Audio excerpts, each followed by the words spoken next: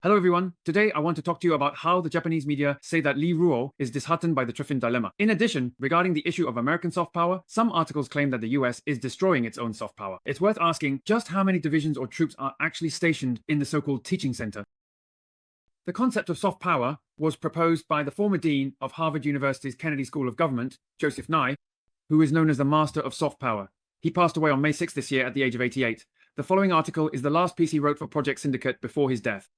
Nye once served as Assistant Secretary of Defense for International Security Affairs in the United States, and before that, he was engaged in political science research for many years. When he wrote this article, the news about Trump banning Harvard University from admitting international students had not yet broken otherwise. He might have been even more impassioned. In this article, Nye discusses that power is essentially the ability to get others to act according to your wishes.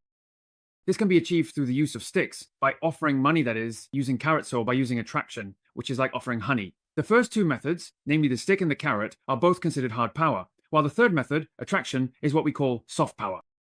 It originates from a country's culture, political values, and foreign policy. In the short term, hard power usually prevails over soft power, but in the long run, soft power often comes out on top. Take the former Soviet Union's Stalin, for example. He once asked, how many divisions does the Pope have? But the Catholic Church's system has endured to this day, while Stalin's Soviet Union has long since ceased to exist. Nye believes that both soft power and hard power should be combined. When a country possesses attractiveness, it can save on both carrots and sticks. If others consider you trustworthy on these two fronts, they are more likely to be persuaded and to follow your leadership. Similarly, if we see you as an unreliable bully, we are more likely to just go through the motions with you while minimizing interdependence as much as possible. Europe during the Cold War is a good example of this, as described by a Norwegian historian. Europe was divided into a Soviet empire and an American empire, but there was a crucial difference between the two. Which side built its empire with the consent of Europe? This became even clearer after the Soviet Union deployed troops in Budapest in 1956 and in Prague in 1968. As for social systems, NATO, led by the United States, has not only remained intact, but has even added new member states that joined voluntarily. Nye believes that a correct understanding of power must include both soft power and hard power. This view is shared by the Italian political philosopher. Machiavelli once said that, for a ruler, it is better to be feared than loved, but ideally, one should have both. Since soft power alone is often insufficient, and its effects take a longer time to manifest, therefore, political leaders often tend to resort to coercion or hard power to solve problems. However, relying solely on hard power can be too costly. Just like the Berlin Wall was not brought down by cannons. Instead, it was people who lost faith in communism and were drawn to Western values who dismantled it with their own hands and bulldozers. After World War II, if you wanted to become the most powerful country at that time, you also had to try to lead the United Nations in the Bretton Woods economic system. And, along with other multilateral institutions, implement your own values within the framework that later became known as the Liberal International Order. Nye believes that Trump has destroyed America's reputation and soft power, although previous US presidents also violated certain aspects of the liberal order that America promoted. But Trump was the first to outright reject the idea that soft power has any value in foreign policy, blatantly ignoring the obvious threats posed by climate change and various pandemics. After taking office, his first move was to withdraw from the Paris Climate Agreement. And as for the World Health Organization, the consequences of the US government abandoning soft power are clear. Coercing Denmark or Canada, for example, would weaken democratic allies' trust in the United States, while threatening Panama would rekindle fears of imperialism throughout Latin America. Finally, the US Agency for International Development, established by Kennedy in 1961, would damage America's reputation for benevolence, and suppressing Voice of America would be a gift to authoritarian rivals. Imposing tariffs on friends makes the United States appear unreliable. If domestic freedom of speech is suppressed for the sake of appearances, it will only provide more examples that damage America's reputation, and such cases will continue to emerge. Trump has defined China as America's greatest challenge, while China has been investing in building its soft power since 2007. At the time, then Chinese President Hu Jintao wanted to make it clear to Communist Party members that China needed to make itself more attractive to others. However, there have always been two obstacles in this regard. First, China has territorial disputes with several neighboring countries. Second, the Chinese Communist Party insists on maintaining strict control over civil society. In the past, numerous public opinion polls around the world have confirmed the cost of these policies for China's attractiveness to neighboring countries.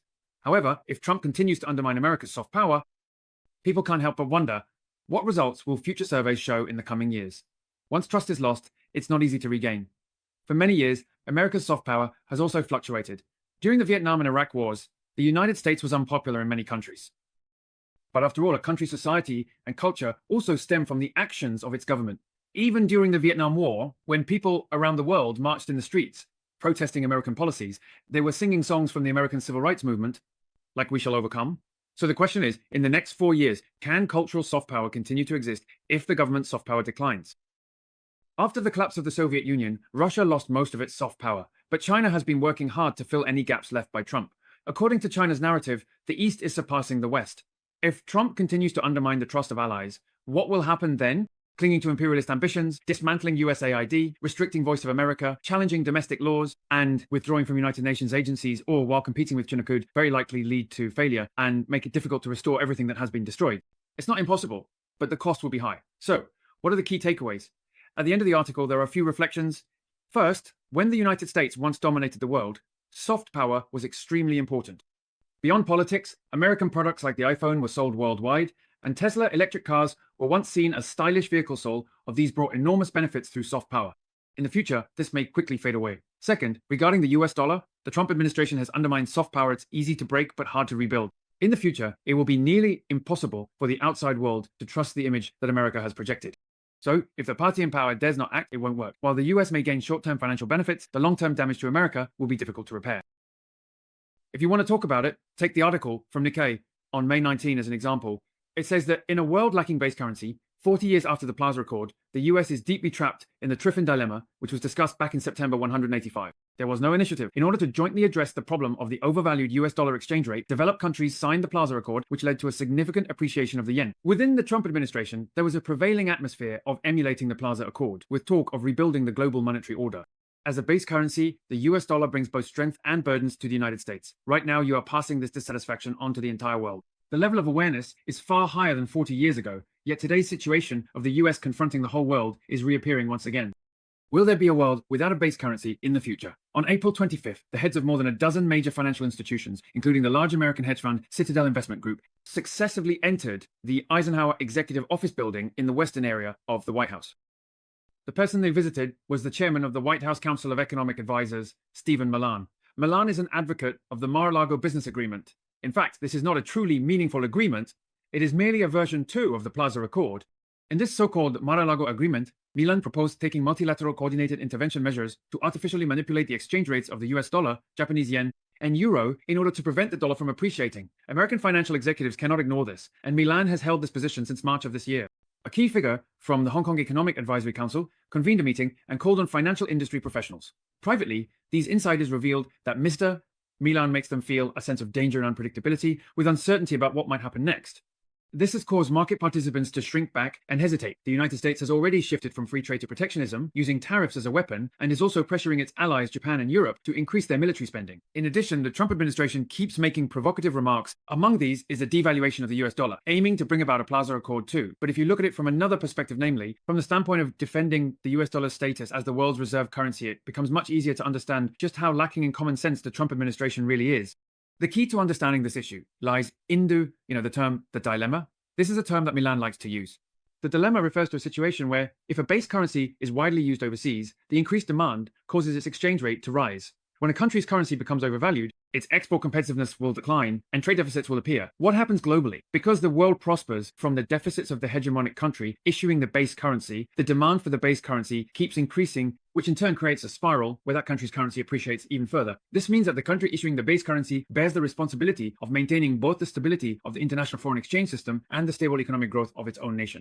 In theory, it's still impossible to balance both. In the 1960s, economist Robert Triffin proposed this theory, which happens to correspond exactly to the real difficulties the United States faces today. According to the Nikkei News, if the dollar is to be maintained because it serves as the primary settlement, investment, and reserve currency, and thus holds the status of the world's base currency, you must continuously provide an ample supply of dollars to the rest of the world. And the United States' twin deficits, namely the trade deficit and the fiscal deficit, are what ensure the stability of this structure. 40 years ago, tormented by the twin deficits, the United States, along with Japan and several European countries, signed the Plaza Accord. Today, the evolution of the twin deficits is strikingly similar to the situation before the Plaza Accord was reached back then. The difference lies in the scale. In 1985, the US trade deficit was only $120 billion, but by last year, that is, 2024, it had soared to $1.2 trillion. Meanwhile, the US fiscal deficit also grew from $210 billion back then. It has surged to $1.8 trillion today. The rapid pace of globalization has fueled this exponential growth in scale. According to Yijing News, in the long run, security may become an even more pressing issue. Milan's argument is that The concentration of capital has led to the appreciation of the US dollar, which undermines the competitiveness of American exports and in turn weakens the US manufacturing sector. Moreover, the decline of industries such as steel, automobiles, and shipbuilding is not happening only in the United States of America, has already become the security weak link for the entire West. The United States is no longer able to protect its allies and hopes that others will take on the responsibilities they should, working together to safeguard the reserve currency, which is a shared asset of the West. As for the US dollar, this irrational tariff war can also be seen as America's painful cry of distress.